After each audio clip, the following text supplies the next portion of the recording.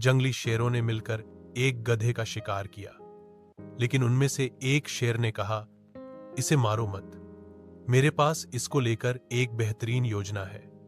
उस योजना के तहत शेरों ने गधे को अपने साथ रखा, उसकी देखभाल करके उसका विश्वास जीत लिया। फिर एक दिन उसे वापस गधों के समाज में भेज दिया, पर इस बार वो गधा एक गधे की तरह नहीं, बल्कि वह एक शेर के समान गधों का राजा बनकर वापस आया था, जिसके पीछे सभी शेरों का साथ था।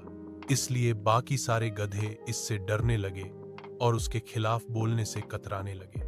अब शेर जब जब उस गधों के झुंड को देखने आते, यह गधा अपने समुदाय के गधे को शेरों को खाने के लिए दे देता।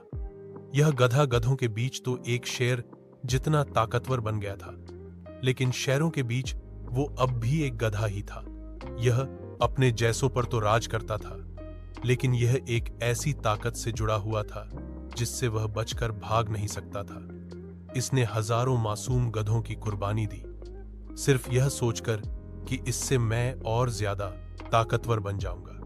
एक दिन ऐसा आया कि सभी गधों ने एकजुट होकर उसका विरोध किया और यह ठान लिया कि इस बार शेर जब भी शिकार करने के लिए आएंगे तो हम में से कोई नहीं जाएगा, चाहे उसका परिणाम कुछ भी हो।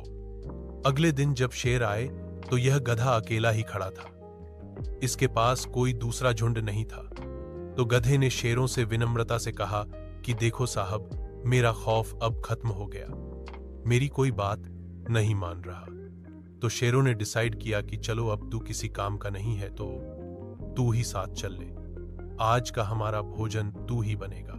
इस तरीके से आखिर में इस गधे का भी शिकार हो गया। हर समाज के अंदर एक ऐसा गधा जरूर होता है जो अपने लालच के लिए, अपनी ताकत बढ़ाने के लिए अपने ही समाज को दांव पर लगा दे।